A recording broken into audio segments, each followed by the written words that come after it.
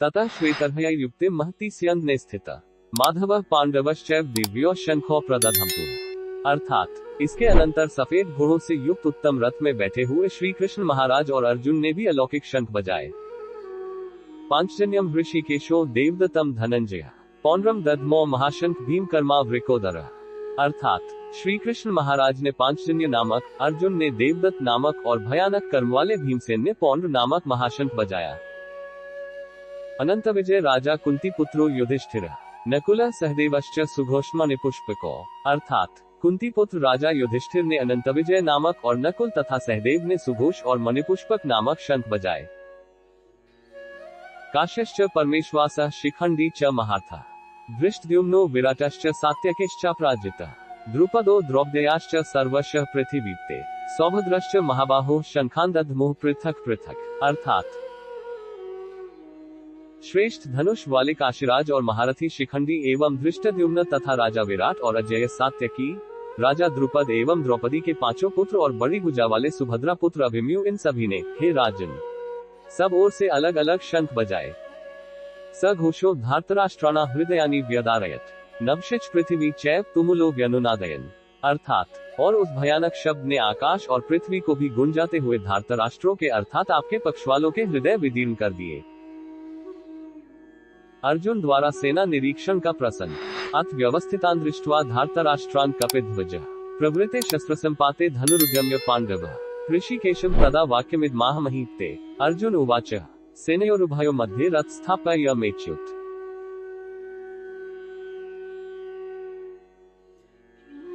यावदेतान् निरीक्ष्य योद्धुकामानवस्थितान् कैर्मया सह योद्धव्यमस्मिन् रणसमुद्यमे। अर्थात और जब तक कि मैं युद्ध क्षेत्र में डटे हुए युद्ध के अभिलाषी इन विपक्षी योद्धाओं को भली प्रकार देख न लूं कि इस युद्ध रूप व्यापार में मुझे किन किन के साथ युद्ध करना योग्य है, तब तक उसे खड़ा रखिए।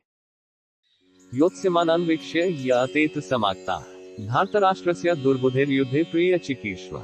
अर्थात दुर्बुद्धि दुर्योधन का युद्ध में हित चाहने वाले जो ये राजा लोग इस सेना में आए हैं, इन युद्ध करने वालों को मैं देखूंगा।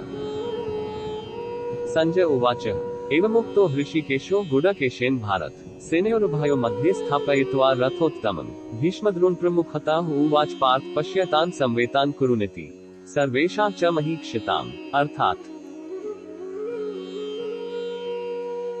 संजय बोले, हे धृतराष्ट्र, अर्जुन द्वारा कहे अनुसार महाराज श्री कृष्णचंद्र ने दोनों सेनाओं के बीच में भीष्म और द्रोणाचार्य के सामने तथा संपूर्ण राजाओं के सामने उत्तम रथ को खड़ा कर इस प्रकार कहा कि हे पार्थ, युद्ध के लिए जुटे हुए इन कौरवों को देख।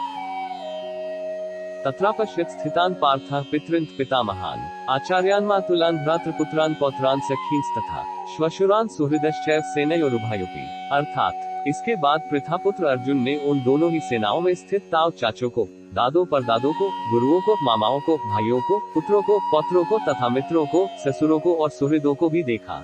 तान्स्मीक्ष्य स कौन्तेयः सर्वान् बन्धून् अवस्थितान् कृपया पर्याविष्टो विषीदत्रिदमब्रुवीत्। अर्थात उन उपस्थित संपूर्ण बंधुओं को देखकर वे कुंती पुत्र अर्जुन अत्यंत करुणा से युक्त होकर शोक करते हुए यह वचन बोले। मोह से व्याप्त हुए अर्जुन के कायरता, स्नेह और शोकयुक्त वचन। अर्जुन उवाच दृष्टे स्वजन कृष्ण युयुत्सु समुपस्थितम् सीदन्ति मम गात्राणि मुख च परिशुष्यति विपथुश्च शरीरे में रोमहर्षश्च जायते।